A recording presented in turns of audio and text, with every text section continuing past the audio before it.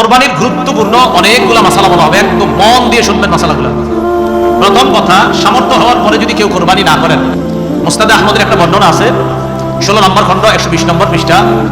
রাসূলুল্লাহ সাল্লাল্লাহু আলাইহি সাল্লাম বলেন, মান ওয়াজাদা সাআ, কারো যদি সামর্থ্য থাকে, থাকার পরেও আলাম ইউদাহি, সে কোরবানি দেয় না, সামর্থ্য আছে কোরবানি দেয় না, ফালা ইয়াকরাবান্না মুসাল্লানা, সে যেন আমাদের ঈদগাহে না আসে। রাসূলুল্লাহ সাল্লাল্লাহু আলাইহি সাল্লাম বলেন, সামর্থ্য থাকার পর যদি কেউ কোরবানি না দেয়, সে যেন আমাদের ঈদগাহে না আসে। এখন কোরবানি কার উপর ওয়াজিব, মন দিয়ে শুনবো আমরা। প্রাপ্তবয়স্ক সুস্থ মস্তিষ্ক সম্পন্ন ব্যক্তি, প্রাপ্তবয়স্ক সুস্থ মস্তিষ্ক সম্পন্ন ব্যক্তি, সে যদি নেশাব পরিমাণ মালের মালিক হয়, তার উপর কোরবানি দেওয়া ওয়াজিব।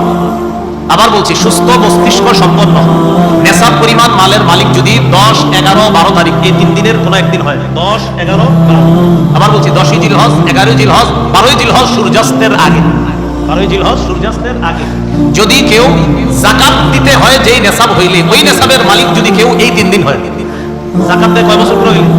1 বছর। এটা 1 বছর না, মাত্র কয় দিন? 3 দিন। 3 দিন, 10, 11, 12 জিলহজ, এই 3 দিন যদি সুস্থ মস্তিষ্ক সম্পন্ন বালেগ বালেগা নারী পুরুষ তাদের কাছে যদি নেশাব পরিমাণ সম্পদ থাকে, তাদের উপর কোরবানি দেওয়া ওয়াজিব। মনে থাকবে তো? আল্লাহ আমল করার তৌফিক দান করেন।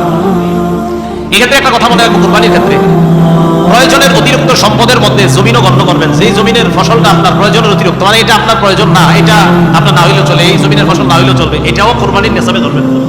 কি বললাম? জমিনের ক্ষেত্রে প্রয়োজনের অতিরিক্ত যে জমিনগুলো আছে, কোরবানি শুধু কোরবানির নেশাবের ক্ষেত্রে এটাকে আমরা গণ্য করবো। আল্লাহ বুঝার তৌফিক দান করেন। অনেকেই আছে কিন্তু আপনার নেশাবের মাল আছে, হয় 3 দিনে হয়ে যায় অনেকের, মাশাআল্লাহ। তো যাই হোক, আপনারা তো জানেন কাদের হবে কাদের হবে না, এই জন্য চেষ্টা করা, অন্তত একটা খাসি বকরি দিয়ে দিলেই তো হয়। এরপরে মাসালাটা আমরা মন দিয়ে শুনবো। নেশাব স্বর্ণের ক্ষেত্রে 52.5 তোলা স্বর্ণ, স্বর্ণের ক্ষেত্রে 7.5 ভরি স্বর্ণ, রূপার ক্ষেত্রে 52.5 তোলা রূপা, 7.5 ভরি স্বর্ণ অথবা 52.5 ভরি রূপা, 7.5 ভরি স্বর্ণ, আর রূপার ক্ষেত্রে 52.5 ভরি বা তোলা, যেটা বলেন, ভরি বললেও হবে, রূপা। এখন কথা হলো, কারো কাছে কিছু স্বর্ণ আছে, কিছু রূপা আছে, কি আছে বলেন তো? কিছু স্বর্ণ, কিছু রূপা, কিছু টাকা পয়সা আছে, এই সবগুলা মিলাইলে যদি 52.5 তোলা রূপার সমপরিমাণ হয়, কারো কাছে কিছু টাকা আছে, কিছু স্বর্ণ আছে, কিছু রূপা আছে, সবগুলা মিলাইলে তার কাছে 52.5 তোলা রূপার সমপরিমাণ অর্থ আছে, তার উপরও কোরবানি ওয়াজিব। বুঝছেন? কারো কাছে কিছু স্বর্ণ, কিছু রূপা, কিছু টাকা পয়সা, এই সবগুলা মিলাইলে যদি 52.5 তোলা রূপার সমপরিমাণ টাকা হয়, এক্ষেত্রে স্বর্ণ বলবো না, 52.5 তোলা রূপার সমপরিমাণ যদি অর্থ হয়, তার উপরও কোরবানি ওয়াজিব। আল্লাহ আমল করার তৌফিক দান করেন।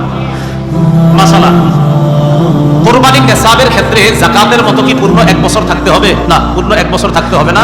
কোরবানির নেশাব শুধুমাত্র আপনার 10, 11, 12 এই 3 দিন জিলহজের, আর জিলহজের 12 তারিখ কি পর্যন্ত জানি?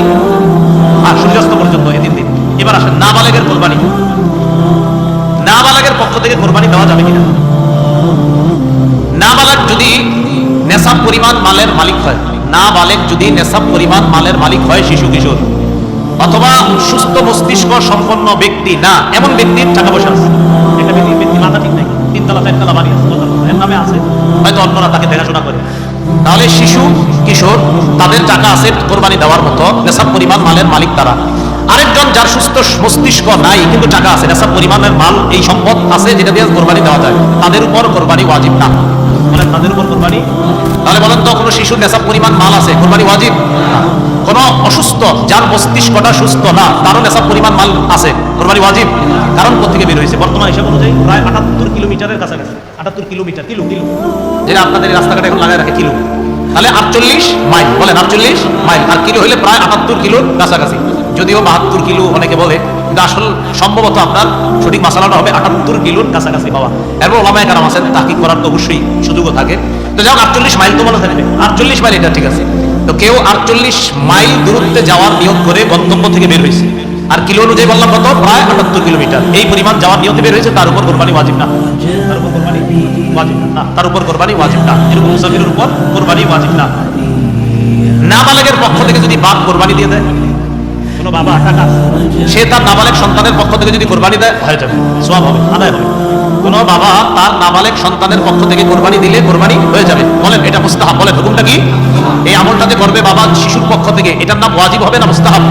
মুস্তাহাব। কোনো নাবালেগের পক্ষ থেকে তার বাবা যদি কোরবানি দিয়ে দেয়, বলেন তো আপনারা, এটার হুকুমটা কি হবে? মুস্তাহাব। মাশাআল্লাহ। দরিদ্র ব্যক্তির কোরবানির হুকুম, এটা একটু মন দিয়ে শুনেন। দরিদ্র ব্যক্তির কোরবানির হুকুমটা খুব মন দিয়ে শুনেন।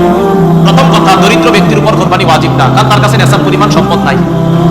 কিন্তু যদি সে কোরবানি করার নিয়তে কোনো পশু ক্রয় করে, আপনি কি বুঝছেন, আপনি কিনছেন, দরিদ্র ব্যক্তি, তার উপর কোরবানি ওয়াজিব না, কিন্তু উনি কোরবানির নিয়তে একটা পশু কিনছেন, তাহলে কোরবানি ওয়াজিব হয়ে যাবে এটা দেওয়া। দরিদ্র ব্যক্তি যার উপর কোরবানি ওয়াজিব না, তিনি যদি কোরবানির নিয়তে পশু ক্রয় করে, তার জন্য এই পশুটা কোরবানি করা ওয়াজিব হয়ে যায়। মনে থাকবেনি? তাহলে বলেন তো, দরিদ্র ব্যক্তির উপর কি কোরবানি ওয়াজিব? যদি কিনে, তাহলে ওই পশু কোরবানি করা কি হয়ে যায়? ওয়াজিব হয়ে যায়। আল্লাহ বোঝার তৌফিক দান করেন।